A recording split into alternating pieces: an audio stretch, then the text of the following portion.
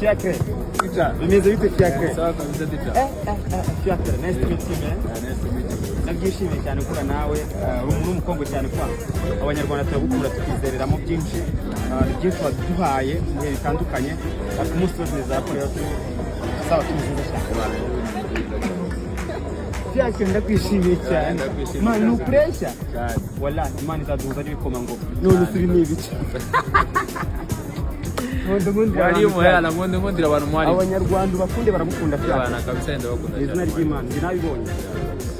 Asante sana mwari. Wajya mwitoza umutima ni mwiza. Oh, it's not again. This time the legal save.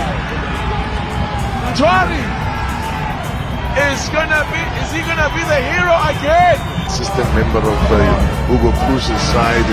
This is promising for Babinanoko. The cutback. Jamie Weber looking to pass it into the net.